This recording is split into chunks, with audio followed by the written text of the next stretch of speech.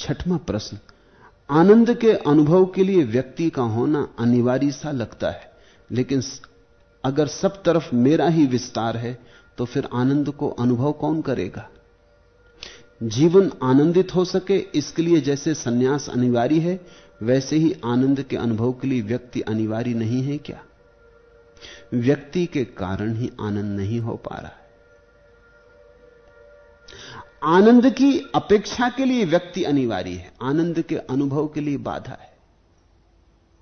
आनंद की आकांक्षा के लिए व्यक्ति की जरूरत है, आनंद की वासना के लिए व्यक्ति की जरूरत है, लेकिन आनंद की अनुभूति के लिए व्यक्ति की कोई भी जरूरत नहीं। जब आनंद होता है तो तुम थोड़े ही होते हो, तुम नहीं होते तभी आनंद होता है। और इसे तुमने भी कभी कभी किन्हीं अनायास क्षणों में पाया होगा, जब तुम नहीं होते तब थोड़ी सी झलक मिलती। प्रेमी घर आ गया है तुम्हारा, तुम हाथ में हाथ लेकर बैठ गए हो, एक क्षण को प्रेमी की उपस्थिति तुम्हें इतने लीन कर देती कि तुम मिट जाते, कुछ ख्याल नहीं रह जाता अपना, एक बूंद सरक जाती, रस झरता। कभी सूरज को उगते देखा है, बैठ गए नदी तट पर, उठने लगा सूरज, ये सुबह की हवा, ये नदी की शीतलता, ये शांति, ये खुला आकाश, ये सूरज का उठना, ये सूरज के किरणों का फैलता हुआ सौंदर्य का जाल, क्षण भर को तुम ठगे रह गए, भूल गए कि तुम हो।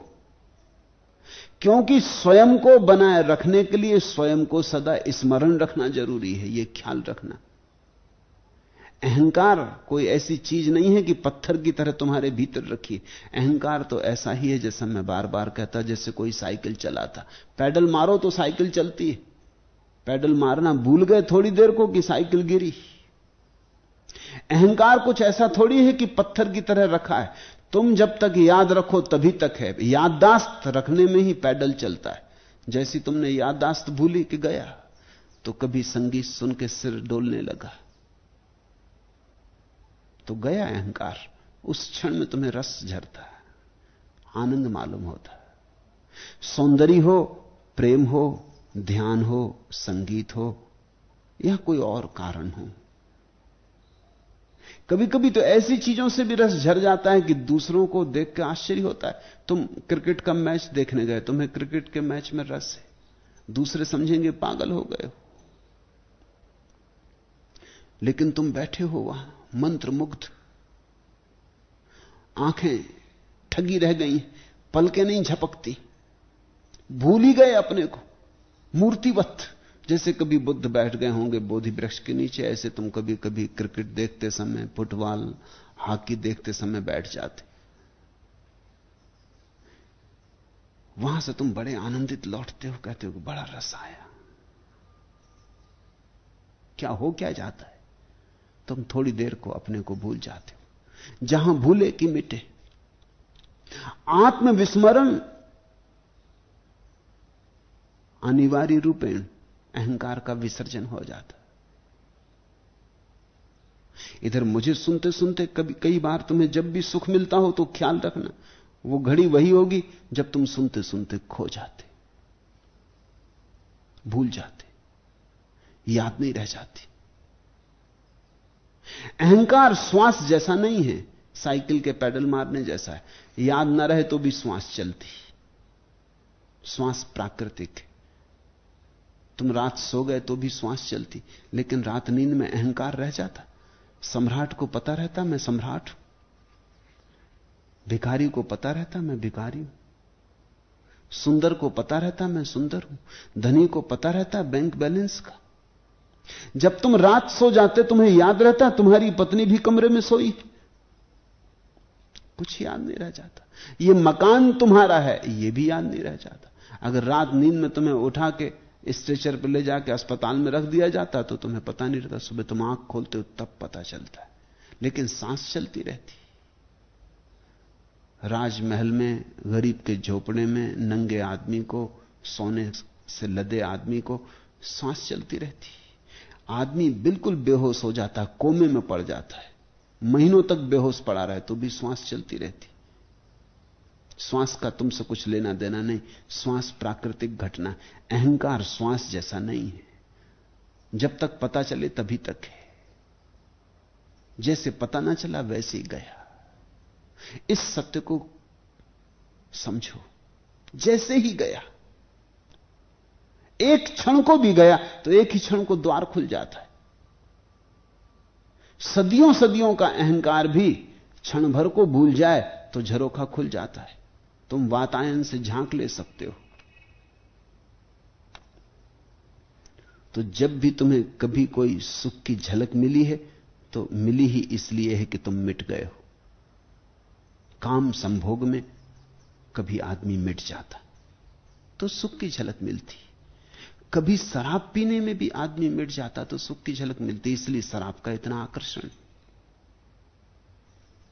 सारी दुनिया की सरकारें चेष्टा करती हैं शराब बंद हो, धर्मगुरु लगे रहते हैं कि शराब बंद हो, कानून बनते हैं कि शराब बंद हो। शराब बंद नहीं होती, शराब में कुछ कारण। आदमी अहंकार से इतना थका थका है कि भूलना चाहता है, कोई और उपाय नहीं मिलता। ध्यान कठिन मालूम होता है, लंबी यात्रा, समाधि तक पहुंचेंगे इसका भरोसा नहीं आता, और समाधि तक पहुंचाने वाला वातावरण खो गया है। लेकिन शराब तो मिल सकती, थोड़ी देर आदमी शराब पी लेता। मैं ये नहीं कह रहा हूं कि शराब पीने लगना, मैं इतना ही कह रहा हूं कि शराब से भी जो घटना घटती है वो यही है कि थोड़ी देर को तुम्हारी अस्मिता खो जाती। ये तुमने बड़ा महंगा उपाय खोजा, जहर डाला शरीर में अहंकार को भूलने के लिए। अहंकार तो बिना जहर डाले भूला जा सकता है। अहंकार तो भूल जाओ तो अमृत ढलने लगता है, जहर डालने की तो जरूरत ही नहीं रह जाती। महंगा सौदा कर रहे हो, बड़ा बुरा सौदा कर रहे हो, खो बहुत रहे हो, पा कुछ भी नहीं रहे हो, लेकिन फिर भी तुमसे मैं कहूंगा कि शराब का आकर्षण भी अहंकार खोने में जो रस है उसी का आकर्षण है। तुमने देखा उदास उदास आदमी, थका थका आदमी शराब पी के प्रफुल्लित हो जाता, आकड़ के चलने लगता। एक सैनिक शराब पीता था, उसका जनरल उससे कह कह के थक गया था, क्या बंद करो, ये तुम बहुत हो गया। एक दिन उसे बुलाया कि देख तू ना समझ, सैनिक ही रह जाएगा जिंदगी भर अगर ये शराब पीता रहा। अगर शराब ना पीता होता तो अब तक कैप्टन हो जाता, और अगर अभी भी तू शराब पीना बंद कर दे तो मैं तुझे भरोसा दिलाता हूं कि रिटायर होते होते तक तू कम से कम कर्नल हो जाएगा। वो आदमी हंसने लगा, उसने कहा छोड़ो जी, जब मैं पी लेता हूं तो मैं जनरल हो जाता हूं। ये तुम बातें किससे कर रहे?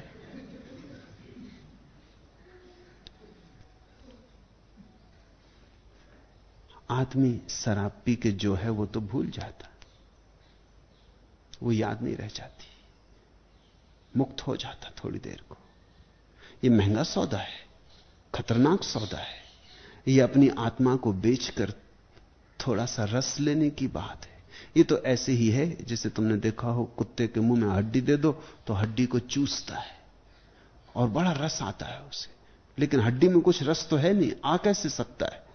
हड्डी के कारण उसके मुंह के भीतर जबड़े और चमड़ी कट जाती, उससे खून बहने लगता है, वो खून का रस उसे आता है, अपने ही खून, लेकिन वो सोचता हड्डी से आ रहा है। अब कुत्ते को तुम्हें क्षमा करना पड़ेगा, क्योंकि कुत्ता बेचारा जाने भी कैसे कि कहां से आ रहा है, दिखाई तो उसे कुछ पड़ता नहीं, हड्डी को चूसता है तभी खून बहने लगता है भीतर, वो प्रसन्न होता है, गले में उतरते खून को देख के स्वाद लेता है, वो अपना ही खून पी रहा है और घाव पैदा कर रहा है अलग, लेकिन सोचता है हड्डी से आ रहा है। सूखी हड्डी भी कुत्ता छोड़ने को राजी नहीं होता। शराब का सुख ऐसा ही है, लेकिन सच्चाई उसमें थोड़ी है। सच्चाई इतनी ही है कि थोड़ी देर को तुम अपने को भूल जाते। और मैं ये कहना चाहता हूं, दुनिया से शराब तब तक न जाएगी जब तक हम और ऊंची शराबें पैदा न कर लें। दुनिया से शराब तब तक न जाएगी जब तक लोग ध्यान की शराब में न उतर जाएं। दुनिया से शराब तब तक न जाएगी जब तक परमात्मा की शराब हमें उपलब्ध न होने लगे। जब मंदिर मधुशाला जैसे हों तब मधुशालाएं बंद होंगी, उसके पहले बंद नहीं हो सकती। लाख उपाय करें सरकारें, इससे कुछ फर्क नहीं पड़ता। जो उपाय करते हैं वो खुद पी रहे हैं। ये बड़े आश्चर्य की बात है। जो बंद करवाना चाहते हैं वो खुद पीते हैं, क्योंकि वो भी बंद करवाने की कोशिश से इतने थक जाते हैं, फिर विस्मरण तो थोड़ा करना ही पड़े ना। राजनीतिज्ञ को भी तो थोड़ा अपने को भूलना पड़ता है, उसकी तकलीफ तो समझो। दिन भर दौड़ धूप, झूठी हंसी, मुंह फैलाए रहता, अभ्यास करता रहता, हाथ जोड़े खड़ा है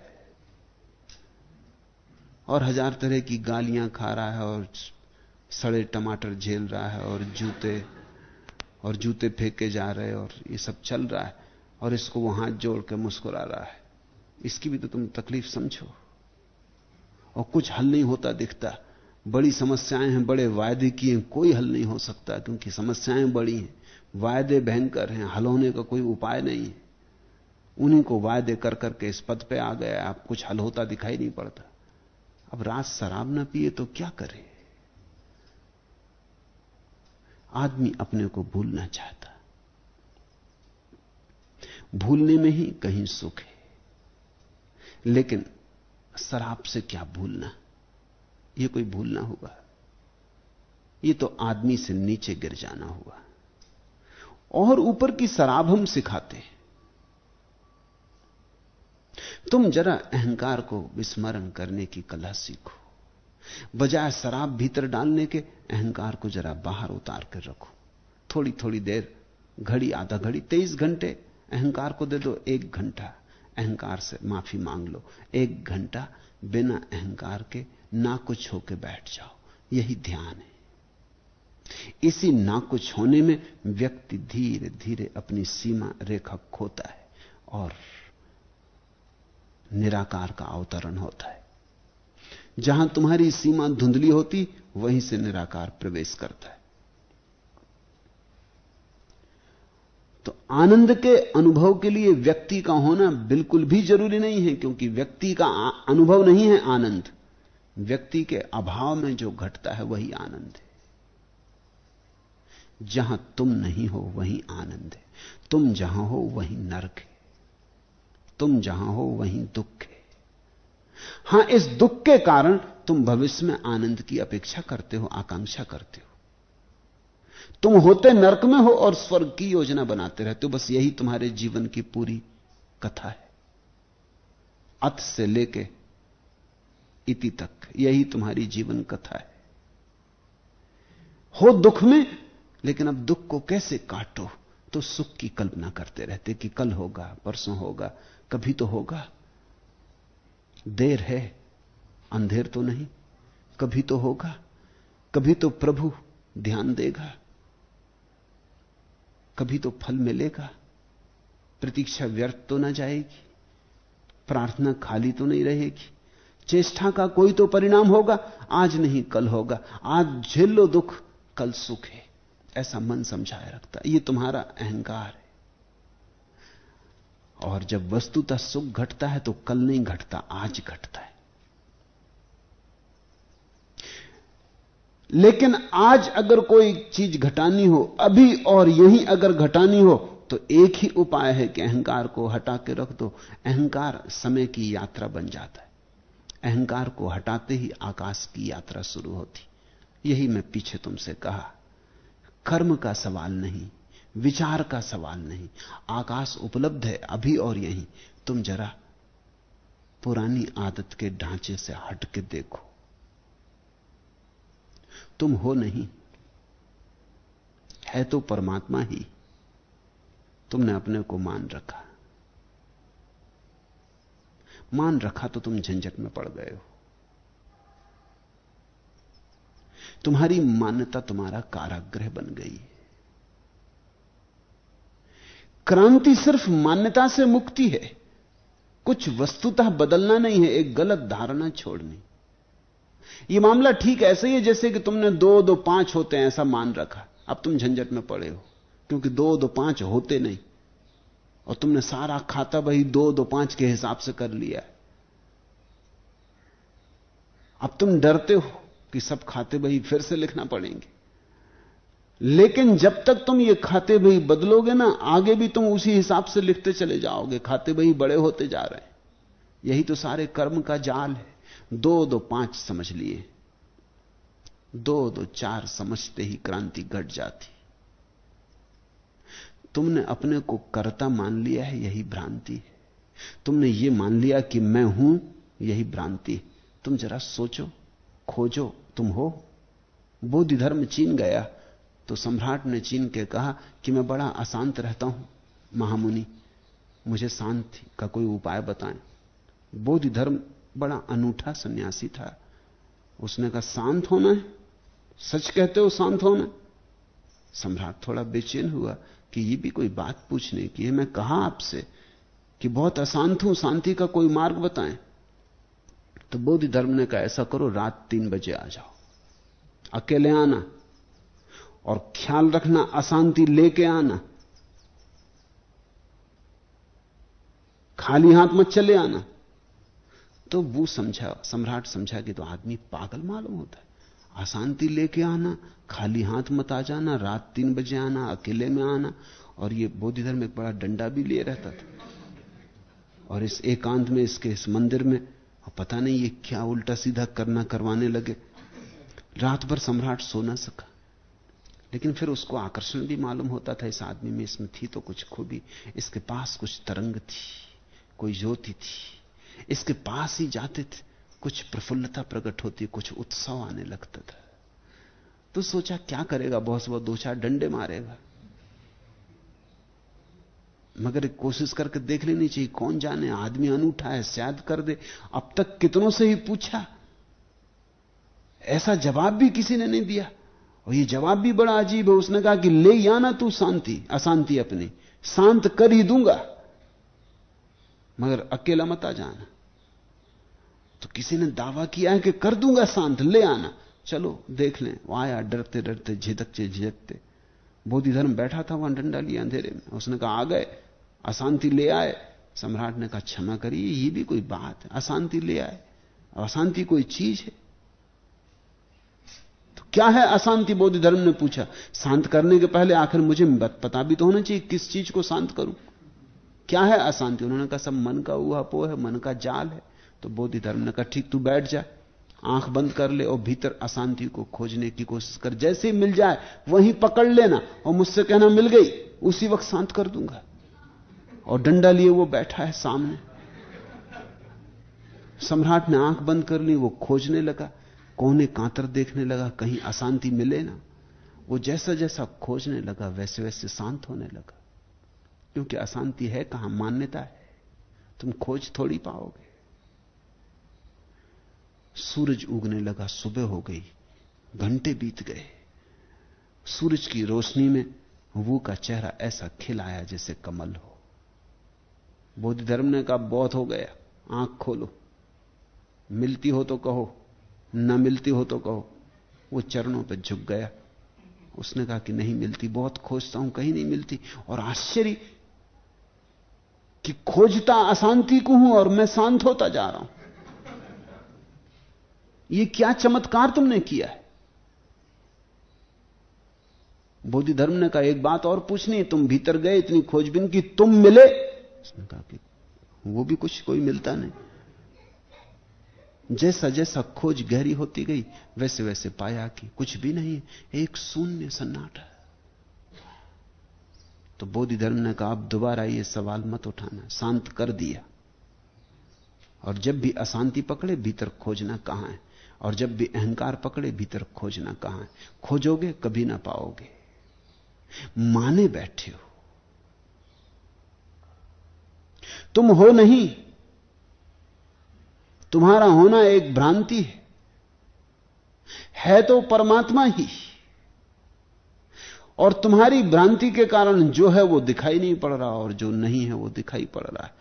अब तुम्हारा प्रश्न मैं समझता हूं, ये भय उठता है, ये भय उठता है कि तो मामला हम शांत होने आए थे, आनंदित होने आए थे, और ये कह रहे हैं कि मिट जाओ, तो फिर फायदा क्या? जब मिट ही गए तो फिर कौन शांत होगा, तो फिर कौन आनंदित होगा? ये तुम्हारा प्रश्न तर्कपूर्ण है। इसके पीछे तर्क मेरे समझ में आता, बात साफ है। तुम पूछते हो कि जब हम ही ना बचे तो शांत कौन होगा, और मैं तुमसे कह रहा हूं कि तुम्हारे ना बचने का नाम ही शांति है। कोई शांत होता नहीं और कोई आनंदित नहीं होता।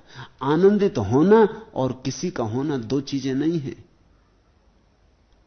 जब तुम नहीं होते तो आनंद होता है, जब तुम नहीं होते तो शांति होती। अगर तुम्हारी यह जिद हो कि मैं तो शांति ऐसी चाहता हूं कि मैं भी रहूं और शांति हो, तो तुम अशांत रहोगे, तो तुम कभी शांत नहीं हो सकते। अगर तुम्हारी यह जिद है कि मैं तो रहते हुए आनंद चाहता हूं, तो फिर तुम कभी आनंदित ना हो सकोगे। फिर तुम्हें दुख से राजी रहना चाहिए, फिर तुम आनंद की तलाश बंद कर दो। तुम अगर यह कहते हो कि मैं तो खुद रहूं और परमात्मा का साक्षात्कार करूं, तो तुम इस भ्रांति में पड़ो मत। यह जाल तुम्हारे लिए नहीं, तुमसे ना हो सकेगा। प्रेम गली अति सांकरी, तामे दो न समाए। या तो तुम बचोगे या परमात्मा। हेरत हेरत हे सखी, रहा कबीर हिराई। खोजते खोजते कबीर खो गया। कबीर ने कहा, यह भी खूब मजा है, जब तक हम थे तुम नहीं, अब तुम हो हम नाई। खोजते फिरते थे, रोते फिरते थे गली कूचे, चिल्लाते फिरते थे, हे प्रभु कहां हो? तब तक तुम ना थे, हम थे। अब तुम हो हम नाई। यह भी खूब मजा रहा। अब तुम सामने खड़े हो, लेकिन इधर भीतर खोजते हैं तो किसी का पता नहीं चलता कहां गया ये कबीर। हेरत हे सखी, रहा कबीर हिराई। एक ही होगा। इसलिए तुम्हें यह बात अजीब सी लगेगी, लेकिन मैं कहना चाहता हूं, आज तक किसी व्यक्ति ने व्यक्ति की हैसियत से परमात्मा को नहीं जाना है। आज तक किसी ने परमात्मा का साक्षात्कार नहीं किया है। साक्षात्कार कौन करेगा? साक्षात्कार करने वाला ही तो बाधा है। इधर तुम मिटे, उधर परमात्मा हुआ। तुम्हारे होने के कारण ही परमात्मा नहीं हो पा रहा है।